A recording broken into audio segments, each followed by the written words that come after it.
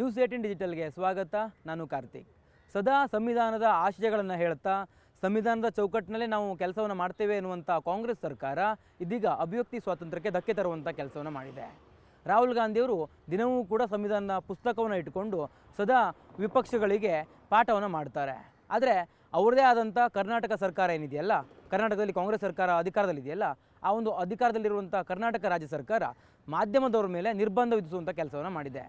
ದಿನ ಬೆಳಗಾದರೆ ಅಭಿವ್ಯಕ್ತಿ ಸ್ವಾತಂತ್ರ್ಯದ ಬಗ್ಗೆ ಪಾಠವನ್ನು ಮಾಡ್ತಾರೆ, ಆದರೆ ಅದೇ ಒಂದು ಪಾಠ ಅವರಿಗಿಲ್ವಾ ಅನ್ನುವಂಥ ಪ್ರಶ್ನೆಯೂ ಕೂಡ ಈಗ ಉದ್ಭವವಾಗ್ತಾ ಇದೆ. ವಿಧಾನಸೌಧದ ಒಳಭಾಗದಲ್ಲಿ ಮಾಧ್ಯಮದವರು ಬೈಟನ್ನು ತೆಗೆದುಕೊಳ್ಳುವಂಥ ವಿಚಾರಕ್ಕೆ ಸಂಬಂಧಪಟ್ಟಂತೆ ಈಗ ವಾರ್ತಾ ಇಲಾಖೆ ಒಂದು ಆದೇಶವನ್ನು ಹೊರಡಿಸಿದೆ. ಈ ಒಂದು ವಾರ್ತಾ ಇಲಾಖೆಯ ಆದೇಶಕ್ಕೆ ಕಾರಣ ಏನಪ್ಪ ಅಂತಂದರೆ, ಸಿಬ್ಬಂದಿ ಮತ್ತು ಆಡಳಿತ ಸುಧಾರಣಾ ಇಲಾಖೆ ಕೊಟ್ಟಿರತಕ್ಕಂಥ ಒಂದು ಆದೇಶ. ಈ ಒಂದು ವಿಧಾನಸೌಧದ ಪೊಲೀಸ್ ಅಧಿಕಾರಿಗಳ ಒಂದು ಸಲಹೆ ಮೇರೆಗೆ ಸಿಬ್ಬಂದಿ ಮತ್ತು ಆಡಳಿತ ಸುಧಾರಣಾ ಇಲಾಖೆ ವಾರ್ತಾ ಇಲಾಖೆ ಒಂದು ಮನವಿಯನ್ನು ಮಾಡಿಕೊಳ್ಳುತ್ತೆ. ವಾರ್ತಾ ಇಲಾಖೆ ಸಿಬ್ಬಂದಿ ಮತ್ತು ಆಡಳಿತ ಸುಧಾರಣಾ ಇಲಾಖೆಯ ಮನವಿಯ ಮೇರೆಗೆ ಮಾಧ್ಯಮಗಳಿಗೆ ನಿರ್ಬಂಧ ವಿಧಿಸುವಂಥ ಕೆಲಸವನ್ನು ಮಾಡಿದೆ. ವಿಧಾನಸೌಧದಲ್ಲಿ ನಿರ್ದಿಷ್ಟ ಪ್ರದೇಶದಲ್ಲಿ ಮಾತ್ರ ಬೈಟ್ಗಳನ್ನು ತೆಗೆದುಕೊಳ್ಬೇಕು, ಪ್ರತಿಕ್ರಿಯೆಯನ್ನು ತೆಗೆದುಕೊಳ್ಬೇಕು ಅನ್ನುವಂಥ ರೀತಿಯಲ್ಲಿ ಈ ಒಂದು ಆದೇಶವನ್ನು ಹೊರಡಿಸಲಾಗಿದೆ. ಇತ್ತೀಚೆಗೆ 2-3 ಘಟನೆಗಳು ಕೂಡ ನಡೆದಿದೆ. ಆ ಒಂದು ಘಟನೆಯ ಕಾರಣಕ್ಕಾಗಿ ಈ ಒಂದು ನಿರ್ಧಾರವನ್ನು ಸರ್ಕಾರ ತೆಗೆದುಕೊಳ್ತಾ ಅನ್ನುವಂಥ ಪ್ರಶ್ನೆಗಳು ಸಹಜವಾಗಿ ಉದ್ಭವವಾಗಿದೆ. ಯಾವುದಪ್ಪ ಘಟನೆ ಅಂತಂದರೆ, 300 ಗ್ರಾಂ ಚಿನ್ನ ವಿಧಾನಸೌಧ ಒಳಗೆ ಕಳುವಾಗಿರುತ್ತೆ. ಆ ಒಂದು ಸಂದರ್ಭದಲ್ಲಿ ಕಳ್ಳತನವನ್ನು ಮಾಡಿದಂಥವ್ರು ಅಥವಾ ಆ ಕಳ್ಳತನದ ಆರೋಪವನ್ನು ಹೊತ್ತಿರತಕ್ಕಂಥವ್ರು ಇದೇ ಆಡಳಿತ ಸುಧಾರಣಾ ಇಲಾಖೆಯ ಸಿಬ್ಬಂದಿ ಅನ್ನುವಂಥದ್ದು. ಆ ವಿಚಾರವನ್ನು ಮಾಧ್ಯಮಗಳು ಸುದ್ದಿಯನ್ನು ಮಾಡಿರ್ತವೆ.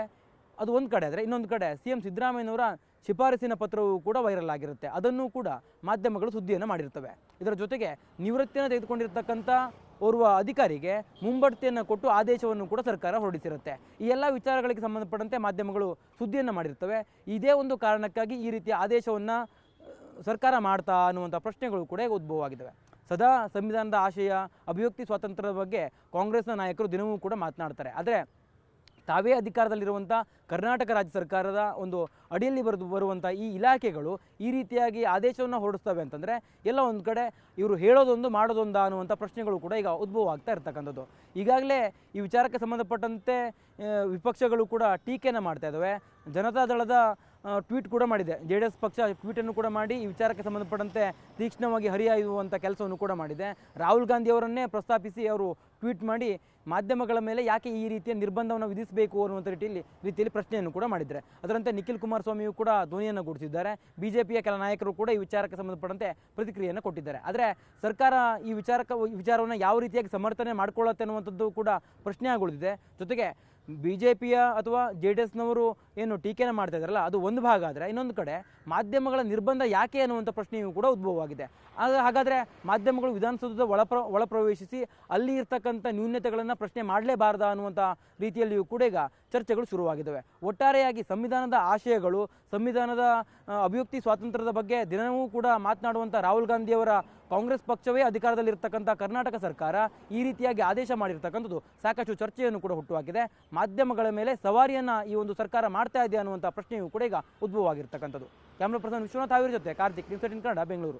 ನಿರ್ಭೀತ, ನಿಷ್ಪಕ್ಷಪಾತ, ವಿಶ್ವಾಸಾರ್ಹ ಸುದ್ದಿಗಳಿಗೆ ಮತ್ತೊಂದು ಹೆಸರಾಗಿರೋ ನ್ಯೂಸ್18 ಕನ್ನಡ ಈಗ ಆಪ್ನಲ್ಲೂ ಲಭ್ಯ ಇದೆ. ದಯವಿಟ್ಟು ಇಲ್ಲಿರೋ QR ಕೋಡ್ ಅನ್ನು ಸ್ಕ್ಯಾನ್ ಮಾಡಿಕೊಂಡು ಆಪ್ ಡೌನ್ಲೋಡ್ ಮಾಡೋದಕ್ಕೆ ಮರಿಬೇಡಿ. ನಿಮ್ಮ ಬೆಂಬಲ ಹೀಗೆ ಸದಾ ನಮ್ಮೊಂದಿಗಿರಲಿ. ಧನ್ಯವಾದ.